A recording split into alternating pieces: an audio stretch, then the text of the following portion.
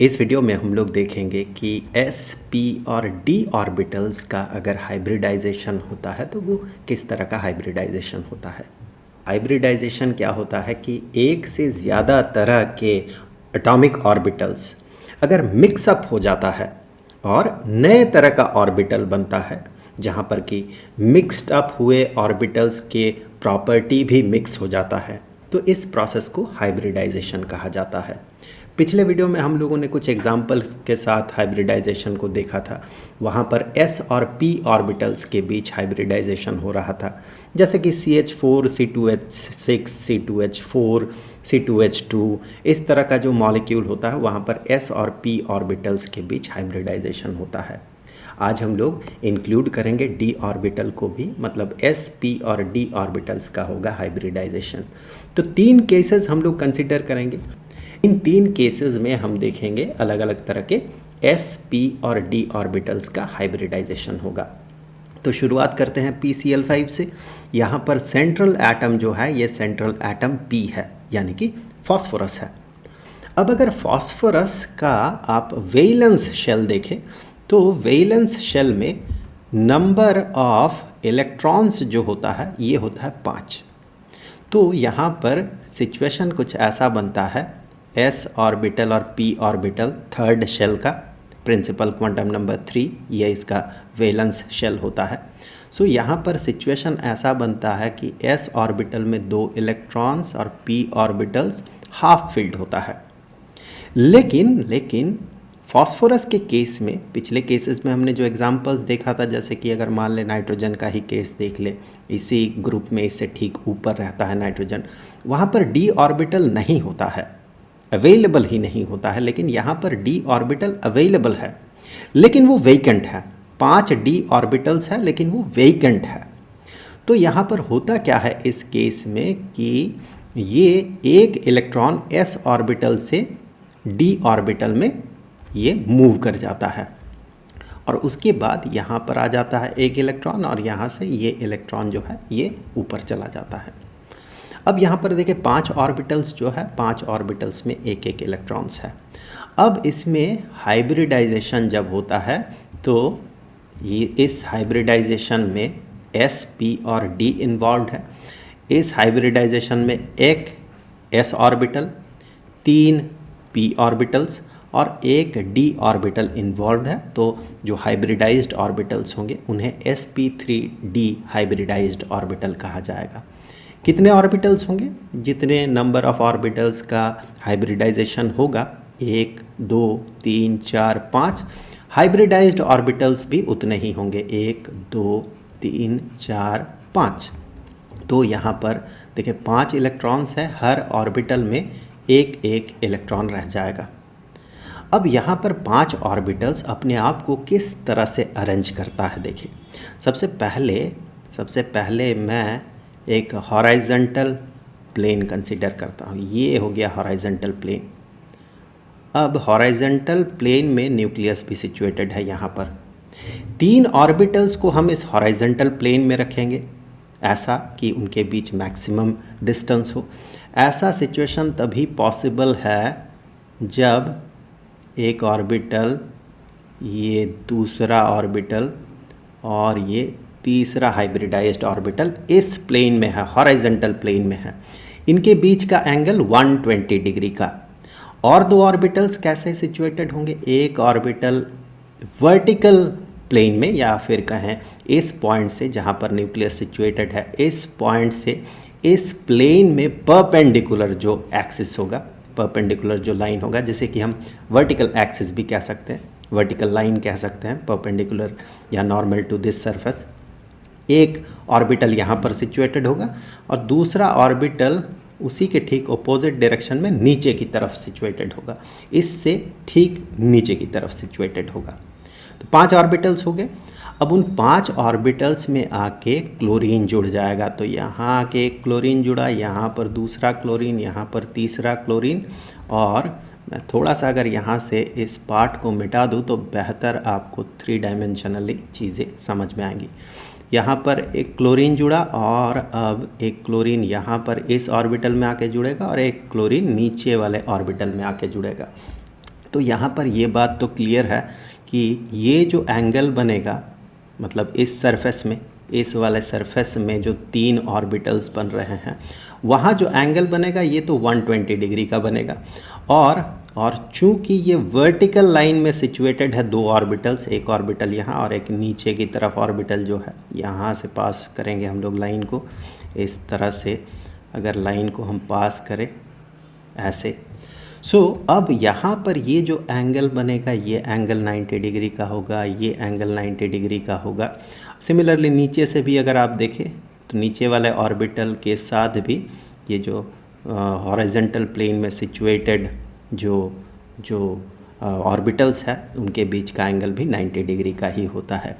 उसी चीज़ को आप अगर यहाँ पर देखें तो इस पॉइंट से इस पॉइंट को मिला दे, सेंट्रल एटम के सेंटर को, फिर इसके सेंटर को, फिर इसके सेंटर को मिलाएं, इसके सेंटर को मिलाएं, फिर ऐसे इसके सेंटर को मिलाएं, तो आप जो एंगल्स पाएंगे यहाँ पर, जैसे कि ये वाला एंगल अगर आप देखें तो ये वाला एंगल 120 डिग्री का होगा, ये वाला एंगल 120 डिग्री का होगा, ये वाला एंगल 120 डिग्री का होगा।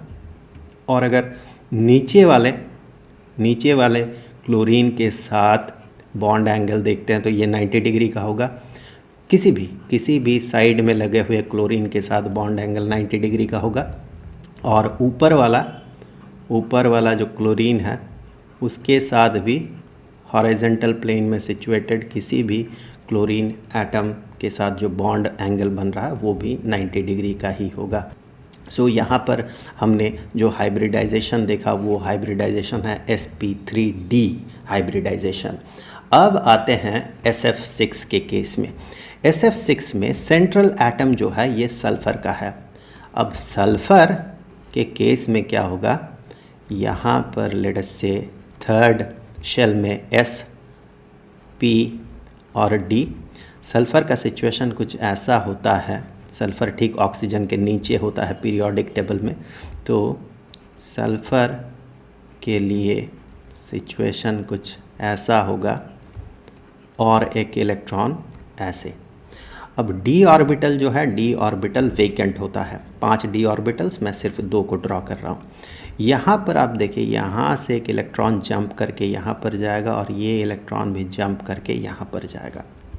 और अब की बार जो हाइब्रिडाइजेशन होगा वहाँ पर देखिए S का एक इलेक्ट्रॉन, ये तो यहाँ से चला जाएगा, ये भी यहाँ से चला जाएगा।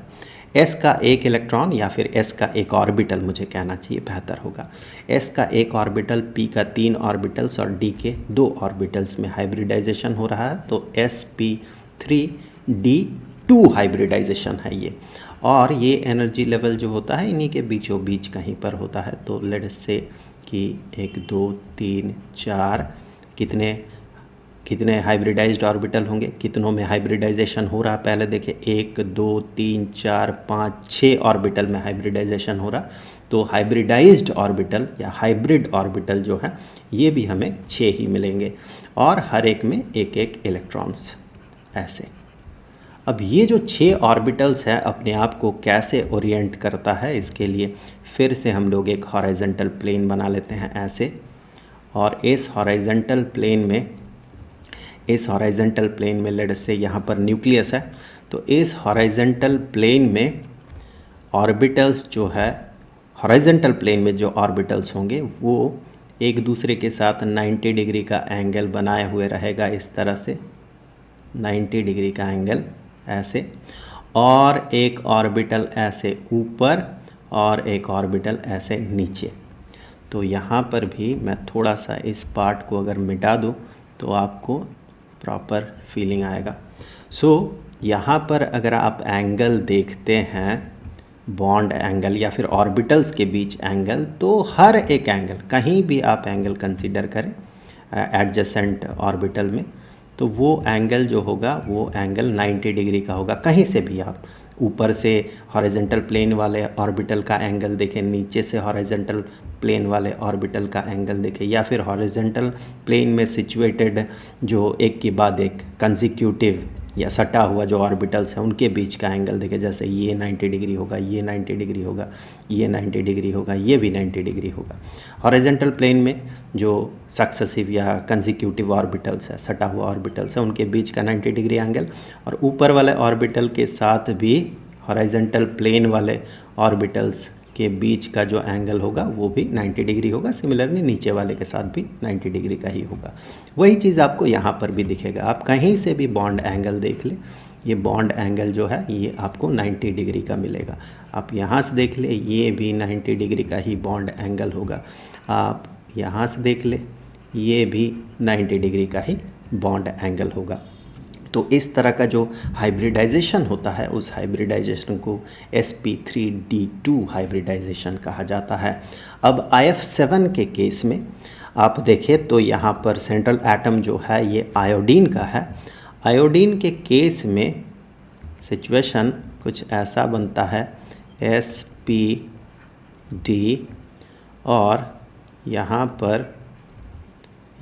पर जो है इलेक्ट्रॉन जंप करने के बाद सिचुएशन कुछ ऐसा होता है कि 1 2 3 4 5 6 7 और उसके बाद इनके बीच होता है हाइब्रिडाइजेशन।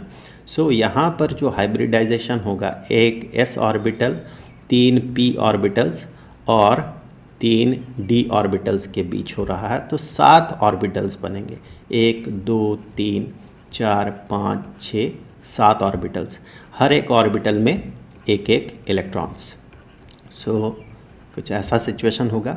और यहाँ पर जो ऑर्बिटल्स अपने आप को ओरिएंट करेगा, इसके लिए तो मैं पहले फिर से वैसे ही एक प्लेन बना लेता हूँ। ये हॉरिजॉन्टल प्लेन है, न्यूक्लियस सिचुएटेड यहाँ पर है, तो ये जो है ये वर्टिकल एक्सिस हो गया कुछ इस तरह से। अब यहाँ पर अगर आप एक पेंटागन ड्रॉ करते हैं, अब जो ऑर्बिटल्स होंगे वो ऑर्बिटल्स जो है इस पेंटागन का जो वर्टिसीज़ है उन वर्टिसीज़ को मिलाते हुए आप ऑर्बिटल्स को ड्रॉ कर सकते हैं। ऐसे ऐसे, इस तरह से दूसरा, इस तरह से तीसरा, इस तरह से चौथा और इस तरह से पांचवा ऑर्बिटल, और एक ऑर्बिटल ऐसे ऊपर और एक ऑर्बिटल ऐसे नीचे, ठीक वर्टिकल एक्सिस जो है वहाँ पर। 3D व्यू अगर देखें तो एक ऑर्बिटल यहाँ से ऑब्वियसली गायब हो जाएगा, दिखेगा नहीं। उस तरह से ही हम लोगों ने इसे ड्रॉ किया है, दिख नहीं रहा है प्रॉपरली। खैर ये क्लियर है कि यहाँ पर जो बॉन्ड एंगल बनेगा, जो हॉरिजॉन्टल प्लेन है, उस हॉरिजॉन्टल प्लेन में ऑर्बिटल्स के बीच का जो एंगल होगा, हमें पता है पेंटागन का सेंटर से अगर वर्टिसीज़ को मिला दे तो फिर जो यहाँ पर एंगल बनता है ये 72 डिग्री का बनता है। ये तो एक बात है। और अगर आप इस वर्टिकल लाइन से किसी भी एक हॉरिजॉन्टल लाइन का एंगल देखें तो ये 90 डिग्री का होगा। वही चीज़ हमें यहाँ पर भी दिखता है। इसके सेंटर से जो आयोडीन है उसके सेंटर को मिला दे, फिर इस वाले फ्लोरीन को मिला दे, तो ये वाला जो एंगल होगा, दिस एंगल इज़ 72 डिग्रीज़। पांचों के केस में वही होगा जो हॉरिजॉन्टल प्लेन में सिचुएटेड है। और अगर आप ये वाला एंगल देखते हैं, इसके सेंटर से सेंट्रल एटम के सेंटर को मिलाते हुए ये वाला एंगल अगर आप देखते हैं तो this angle will be equal to 90 degree. तो ये जो हाइब्रिडाइजेशन है इसे sp3d3 हाइब्रिडाइजेशन कहा जाता है। अब हम लोग अगले वीडियो में मॉलिक्यूलर ऑर्बिटल थ्योरी पे बात करेंगे। उस वीडियो का लिंक आपको स्क्रीन पे मिल जाएगा।